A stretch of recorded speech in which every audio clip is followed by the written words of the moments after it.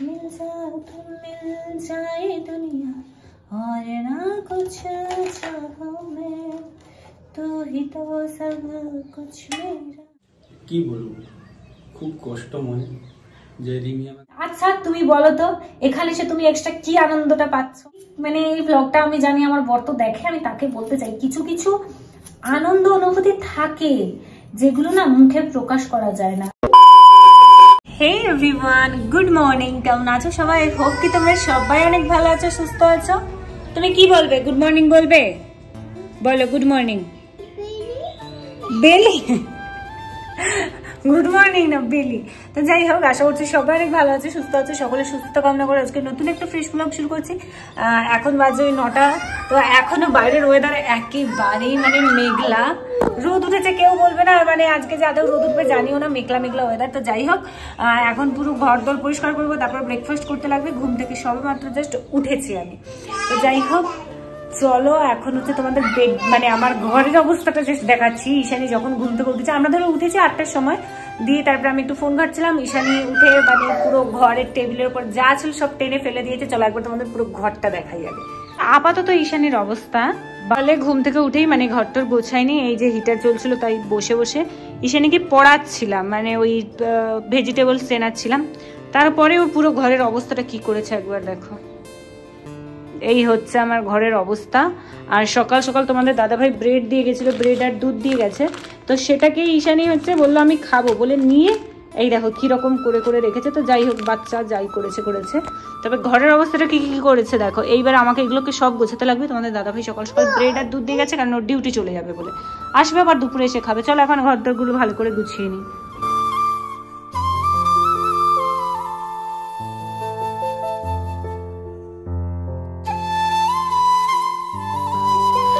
ঘর গোছাতে গিয়ে ওষুধ দেখে আমার মনে পড়লো, আরে যা আজকে তো ওষুধই খাওয়া হয়নি, মানে সকালে যেটা খালি পেটে আমার ওষুধটা খেতে লাগে সেই ওষুধটা। তাই যখনই ওষুধটা চোখের সামনে দেখেছি সাথে সাথে ওষুধগুলো খেয়ে নিয়েছি। আর মানে ওষুধগুলোকেও ঈশানী টেবিলের নিচে ফেলে দিয়েছিল আর কি। তো যাই হোক, ওষুধও খেয়ে নিলাম সকাল সকাল খালি পেটে, নাহলে তোমার দাদাভাই একটু পরে ফোন করে আমাকে বকা দিত। তারপরে এই যে দেখো এখানে হচ্ছে বেডটাও সুন্দর করে গুছিয়ে রেখে দিচ্ছি। আর মানে কি বলবো, তোমাদের দাদাভাই সকালবেলা হচ্ছে দুধ আর ওই বিস্কিট বলছি পাউরুটি আমাকে যে দিয়ে গেছে, ওটা কিন্তু রুমে এসে দিয়ে যায়নি, আমি নিচে গেছিলাম, নিচে গিয়ে ওই গেটের সামনে থেকে নিয়ে এসেছি। তো তার জন্যই সকাল সকাল একটুখানি রেডিও হয়ে নিয়েছিলাম, নাহলে তো আমাকে দেখবে প্রায় ওই চুল টুল একেবারে মানে আঁচড়ানো হয় না, উস্কো খুস্কো হয়ে থাকি। যাই হোক, তারপরে ওই বারান্দাটা ঝাড়ু দিয়ে তারপরে সোজা চলে এসেছি ঘরের ভেতর, ঘরটাও ঝাড়ু দিয়ে নিচ্ছি। এখন বারান্দাটাতে গিয়ে যেহেতু একটু বসি, তাই ওই দিকটাতেও ঝাড়ু দিচ্ছিলাম। আর এই দিকের বারান্দাটাও খুলতে লাগছে, কারণ এগুলোও হচ্ছে ঝাড়ু দিয়ে দেবো, আর ঝাড়ু দিয়ে ওখানে হচ্ছে জামা কাপড়গুলো মিলে দেবো, কারণ এই দিকে রোদ আসে। কারণ এখানে তো সকাল সকাল যেহেতু রোদ আসে না, রোদ আস্তে আস্তে প্রায় ধরো ওই বেজে যায় 12টা 1টা এরকম হয় যদি রোদ আসে, কারণ এখনও সকাল, বুঝতেই পারছি না আদৌ রোদ আসবে কিনা। তো যদি রোদ আসে তাহলে কিন্তু ওই 12টা 1টা নাগাদ রোদ আসে। আর এই সাইডটাতে রোদ আসে, এটা মানে পশ্চিম দিক, তো এই দিকটাতেই রোদ আসে, তাই এই দিকের ব্যালকনিটাতে এসে জামা কাপড় মেলা হয়। আর এখানে হয়তো যারা আগেও থাকতো বা দেখলাম নিচে যারা রয়েছে, আমি তো 3তলাতে, তারা সবাই দেখছি এই সাইডেই জামা কাপড়গুলো মেলে, কারণ এই দিকটাতে রোদ থাকে। আর ওই দিকের ব্যালকনিটা কিন্তু অনেকটাই বড় আর চওড়া, তো ওই দিকটাতে যদি রোদ আসতো বা বসা যেত খুব ভালো হতো। এখানটাতে চাইলে তুমি বসতে পারো, কিন্তু ব্যালকনিটা অনেকটাই সরু, তাই কি আর করার। প্রথমে তো এই ধারের ব্যালকনিটাতে আসতেই বারণ করে দিয়েছিল যে এত ছোট সরু ব্যালকনি, তারপরে জানো এগুলো একটু ভাঙা ভাঙা টাইপের থাকে, তো তার জন্য বলেছিল আসতে না। তো এখন দেখলাম যে না, সবাই তো এই সাইডের ব্যালকনিতেই জামা কাপড় মেলে মানে ইউজ করে, তাই ওই দিকটাতেই চলে গেছিলাম। আর তারপরে এই যে দেখো এদিকে দুধ হচ্ছে কি, তোমাদের দাদাভাই 2 প্যাকেট দিয়ে গেছে আজকে, তো একটাই আপাতত গরম করবো, আরেকটাকে ওই ঠান্ডা জলের মধ্যে বসিয়ে রেখে দেবো। এখানের তো আমি বলেইছি মানে ফ্রিজের দরকার পড়বেই না, এমনি জলই ঠান্ডা থাকে। তো যাই হোক, দুধটা ভাবছি রেখে দেবো। এখন এই দুধটা খাই, সন্ধ্যাবেলাতে আবার ফের গিয়ে গরম করবো, কারণ এখানে তো বেশি বাসনপত্র নেই, তো যেটা আছে সেটা দিয়ে আর কি ম্যানেজ করতে লাগবে। তো চলো, ঈশানী মানে ঘুমিয়ে আছে কোলে, ওকে যখনই নিচে ছাড়তে যাচ্ছি তখনই অবস্থাটা একবার দেখো।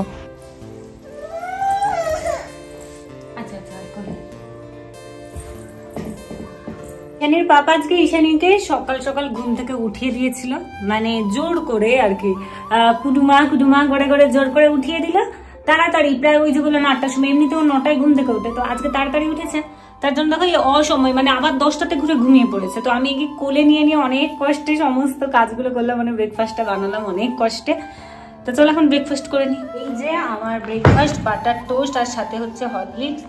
মানে অনেক কষ্টে মানে ভাবলাম যে পাউরুটিগুলো একটু সেঁকবো, কিন্তু তার সুযোগ দিল না ঈশানী কোনো রকমে। মানে আমি আগে খাই কারণ প্রচন্ড খিদে লাগছে। তো চলো এখন ঝটপট খেয়ে নিই।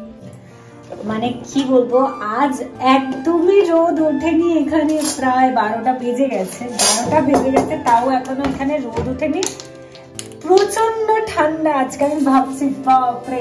আর হ্যাঁ, আজকে না তোমাদের একটা প্রশ্নের আমি উত্তর দেব। চলো তার আগে তোমাদের দাদাভাই যেহেতু আসবে, ফুলকপি রান্না করি, একটু আগে আমাদের এখানে বলে দিল দোকানে গিয়ে কোনো বাজার করা যাবে না, একমাত্র ওই সামনে সবজি বিক্রেতা এসেছে বোধহয়, ওখান থেকে কিনতে লাগবে। তো ওখানে তো সবকিছুতে 5 টাকা বেশি দাম। যাই হোক, জানি না কি হবে, মোটামুটি কেউ কিনতে যেতে পারবে না, ফ্যামিলি মেম্বার না হচ্ছে কোনো আর্মিওয়ালা, কেউ কিনতে যাবে না, এরকম একটা অ্যানাউন্স হলো। তো যাই হোক, ওইসব ছাড়ো, এখন ফুলকপিটা আছে এটাই রান্না করি, তোমার দাদাভাই এসে যেহেতু খাবে। চলো তোমাদেরকে ফুলকপি কাটতে কাটতে একটা প্রশ্নের উত্তর দিই। কালকে এটা নিয়ে মানে বলতে পারো, কালকের যে ভিডিওটা দিয়েছিলাম সেখানে এটা নিয়ে কন্টিনিউ একটা ঝামেলা চলছিল আর কি। মানে একজন কমেন্ট করেছে, তার পেছনে একজন আমার হয়ে বলছে, আরেকজন বলছে ঠিক বলেছে, আবার বলছে যে না এটা তার ইচ্ছে, মানে এরকম আর কি। যারা আমি ভালোবাসি তারা তো সবসময় সাপোর্ট করবে, এটা স্বাভাবিক। আর যারা অপছন্দ করে তারা তো খুদ বার করার চেষ্টা করে, সেটা নিয়ে বড় কথা নয়।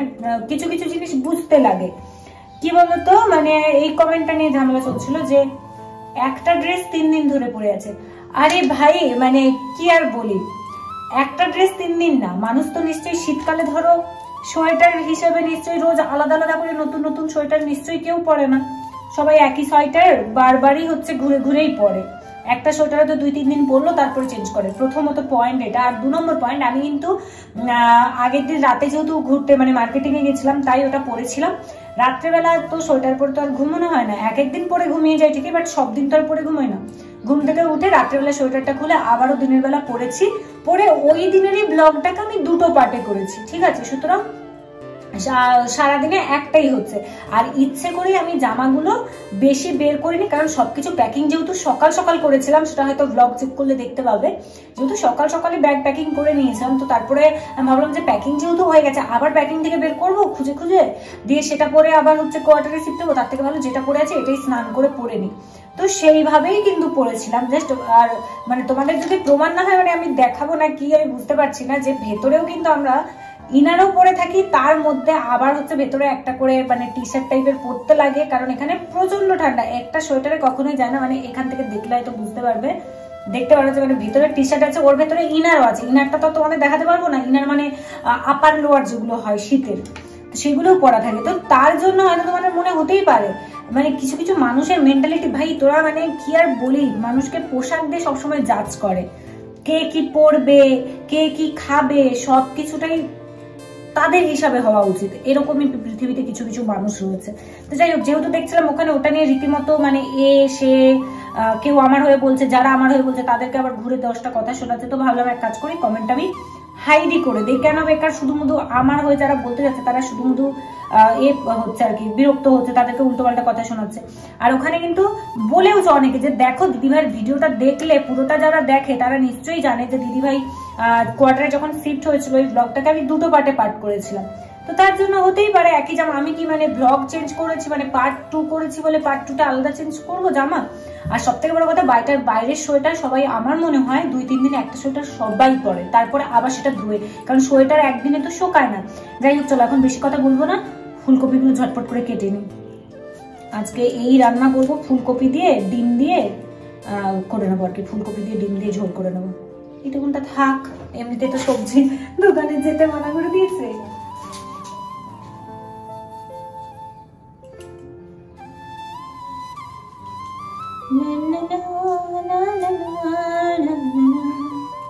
আরো একটা জিনিস তোমাদের সাথে শেয়ার করতে খুব মন চাইছে, ভাবছি করবো কি করব না।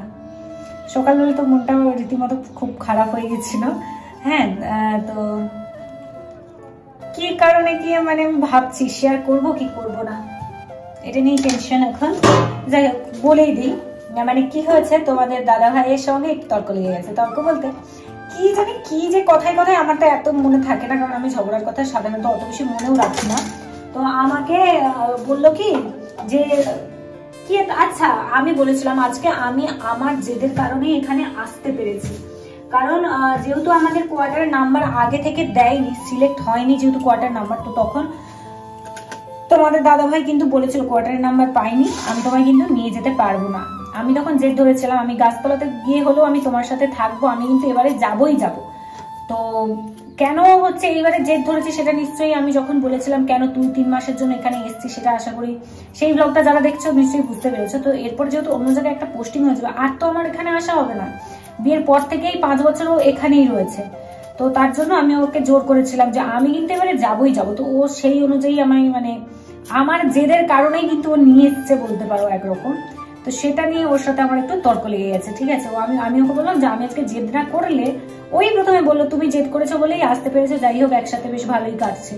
হ্যাঁ, এরপর যখন আবার মানে পোস্টিং হবে অন্য কোথাও তখন আবার তোমায় নিয়ে আসবো, যদিও সেটা আর 2 বছর সম্ভব না, 2-2.5 বছর তারপরে আবার।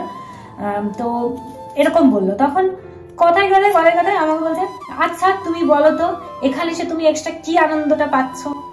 ভাই মানে এই ব্লগটা আমি জানি আমার বর তো দেখে, আমি তাকে বলতে চাই কিছু কিছু আনন্দ অনুভূতি থাকে যেগুলো না মুখে প্রকাশ করা যায় না বা বলে বোঝানো যায় না। কি আনন্দ এক্সট্রা এখানে এসে কি আনন্দ পেয়েছি সেটা মানে আর বলতে ইচ্ছে লাগছে না। তো যাই হোক, তারপরে আবার সবকিছু নর্মাল হয়ে যায়।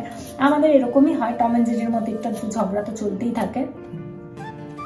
তো সেটাই আর কি। চলো, অনেকক্ষণ ধরে তোমাদের সাথে বকবক করছি, অনেক প্রশ্নের উত্তর দিলাম, অনেক মনের কথা শেয়ার করলাম। আমাদের তো এরকম ঝগড়া দিন রাত চলে, আবার সাথে সাথে ঠিকও হয়ে যায়, এটাই হচ্ছে আমাদের মিষ্টি প্রেম বলতে পারো। তো তারপরেও বুঝে গেছিল তোমাদের দাদা হয় জানো তো, বুঝে গেছিল যে আমি হচ্ছে রাগ করেছি, তার জন্য না কথাটা আবার ঘুরিয়ে দিয়ে বলছে, মানে আবার মিষ্টি মিষ্টি কথা বলতে শুরু করেছে, এরকমই করে ও। চলো এখন কেটে নিই, প্রায় সবজি কাটা আমার প্রায় শেষের দিকে আর কি কমপ্লিট। এবার তরকারিটা বসাবো। এখানের আলুর অবস্থা দেখো, প্রায় আলুগুলো এরকমই হয়, নষ্ট আলু দেখো, প্রায় আলুতেই দাগ নষ্ট। কি জানি বাবা কেন হয়, হয়তো বেশি অতিরিক্ত ঠান্ডার জন্য হতে পারে। আর একজন আমায় কমেন্ট এটাও করেছিল, দিদি ভাই আলুর সবুজ পাটটা কেটে ফেলে দিও। আসলে এখানে না বেশিরভাগ আলুই পুরোটাই দেখতে গেলে সবুজ সবুজ, তো এরকম হলে কত আলু বাদ দিই বলতো, বাইরে ছাল দেখলে তো বোঝা যায় না। আর আসলে মানে এটা একটু কাঁচা আলু আর কি, তার জন্য একটু বেশি সবুজ সবুজ। এখানে বেশিরভাগ আলুতেই না সবুজ সবুজ, দেখো এখানটাতে হালকা আছে এই যে সবুজ সবুজ, এই আলুটাতেও রয়েছে এই যে সবুজ সবুজ। জানি না বুঝতে পারছো কিনা, ওই দিন সামনে থেকে দেখাচ্ছিলাম তো তাই বুঝতে পেরেছো। এখানে বেশিরভাগ আলুগুলোই এরকম সবুজ সবুজ হয়, তো সেখানে আমি কতটা কেটে বাদ দিই বলো, সবটাই তাহলে বাদ দিয়ে দিতে লাগবে।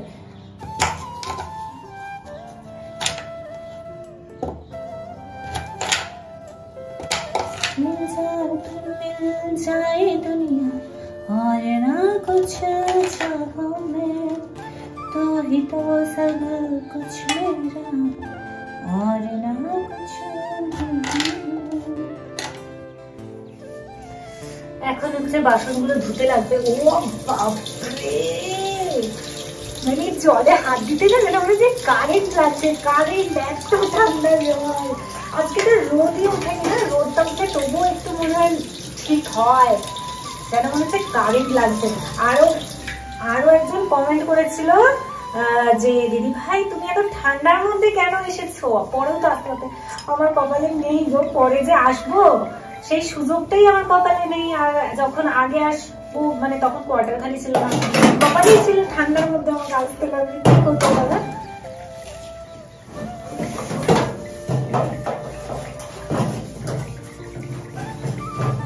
কি ঠান্ডা জল, মানে হাত দিতে তো মনেই হচ্ছে না যে জলে হাত দিই বা কিছু, এতটাই ঠান্ডা জল। তোমাদের দাদাভাই বলেছিল যে আমার জন্য বাসনগুলো রেখে দিও, হ্যাঁ তোমাকে ঠান্ডা জলে কিছু করতে লাগবে না, আমি গিয়ে বাসনগুলো ধোবো। সেটা বললে হয় বলো, কাজ করে করে আসবে, এসে নাকি আবার ও বাসন ধোবে।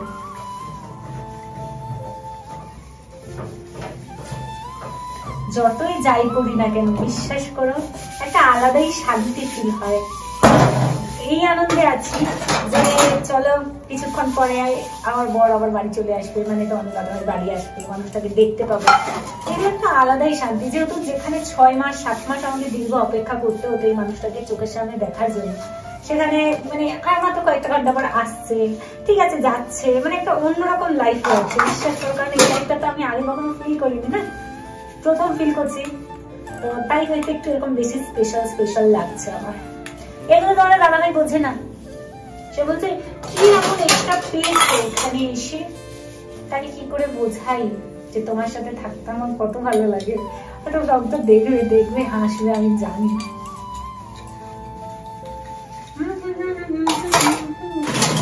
কাজ করতে কাজ করার মজাই আলাদা। তোমরা নিশ্চয়ই এতক্ষণ অনেকেই ভাবছো দিদি ভাই তুমি তো বেশ কাজ করতে করতে ডায়লগ মারছো, ঈশানী কোথায় গেছে?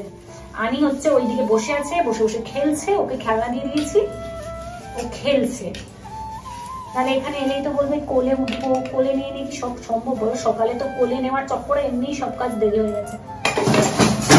যে জামাগুলো ধোয়া হয়েছে ওইগুলো মনে হয় শোকাতে 4 দিন সময় নিয়ে নেবে, এমনিতেই 2 দিন হয়ে গেছে। আজকে তো আর রোদ উঠবে বলে আমার এতটুকু মনে হচ্ছে না, প্রচন্ড মানে ওয়েদারটা কেমন যেন একটা হয়ে আছে। যাই হোক, আর কি করা যাবে, চলো এখন ঝটপট রান্না বান্নাগুলো সেরে নিই, মানে ধোয়াধুয়ি করে রান্নাটা সেরে নিই।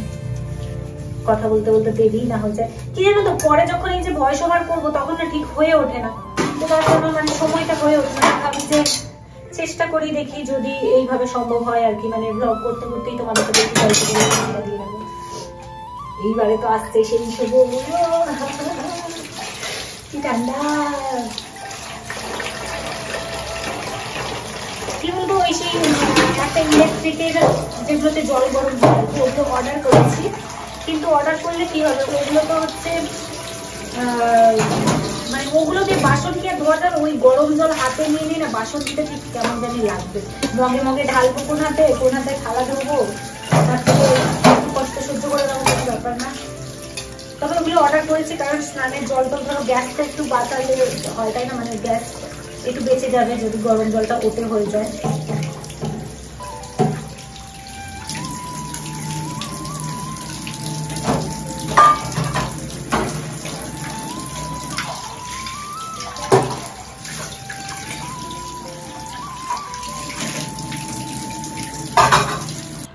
আমি জানি কিছু কিছু মানুষের মেন্টালিটি কখনোই পরিবর্তন হওয়ার নয়, সে আমি যতই নিজেকে প্রমাণ করার চেষ্টা করি না কেন। তাই আমি বলছি, আমি কিন্তু নিজেকে যে প্রমাণ করছে এমনটা নয়, শুধুমুধু আমাকে নিয়ে কেউ খারাপ বলবে আর সেটা যারা আমাকে ভালোবাসে সেটার প্রতিবাদ করতে গিয়ে তারাও অসুবিধায় ভুগবে, সেটা আমি কখনোই চাই না। তাই আমি এই রিপ্লাইগুলো করে দিই, যাতে আমাকে যারা ভালোবাসে তাদের যাতে না কোনো সমস্যা হয় আমাকে নিয়ে। আর তারপরে কি বলতো, সবসময় তো আমার সব রিপ্লাই করা সম্ভব হয় না, সেটা ভালো কমেন্টেরও, তাই ভাবি মাঝে মধ্যে ভালো কমেন্টের রিপ্লাইও দিয়ে দিই। রান্না বসাবো এলাম, দেখলাম দুজন দিদি এসেছিল, মানে দুজন আর কি এসেছিল, তো তাদের সাথে এবার কথা বললাম, কথা বলতে গিয়ে দেরি হয়ে গেছে, আর ততক্ষণে ইনি চলে এসছে, এসেই কাজ করতে শুরু করে দিয়েছে। আমি ভাবলাম ফুলকপির তরকারি বানাবো আর ভাত করবো, ও এসে বলে কি না ফুলকপির তরকারি কে খাবে, খিচুড়ি করো আবার কালকের মতো। কালকেও খিচুড়ি বানিয়েছিলাম, বেচারা নাকি কালকে ঠিক করে খিচুড়ি খাইনি, মানে আরো খাবার ইচ্ছে ছিল, আমাকে বলে তোমার কথা ভেবে আমি আর বেশি খাইনি। কি অবস্থা, আমার তো খিচুড়ি বানার খুব ভালো লাগে। কিছু বলো বাজলো, কি বলবো, খুব কষ্ট মনে যে রিমি আমাকে রান্না করে খাওয়াচ্ছেন, কিন্তু সব থেকে আনন্দ কি আমরা একসাথে আছি। আমি রান্না করে খাওয়াইনি, আরে রান্না করে খাওয়াচ্ছি এমনি, তোমাদের সাথে আমরা মজা করলাম, ঠিক আছে। আমি করি, ও এসে আমাকে বলে নালে খাস করে ঠাকুর মা বলে সরস, আমি করি বাড়িতে করে নিয়েছি, তোমরা দেখেছো। আমি ফুলকপি আলু টালু সব ভাজা হয়ে গেছে, চাল ডাল মানে এসে চাল ধুচ্ছে, ও বলছে এর মধ্যে ডাল দাও, মানে খিচুড়ি খাবে, তো সেখানে আমি কি করবো। তো চলো এখন আমরা খিচুড়ি খাই, আনন্দ করি। আজকের মতো ভিডিওটা এখানে শেষ করছি, দেখা পরবর্তী ভিডিওতে সবাই সুস্থ থাকবে, বাই বাই।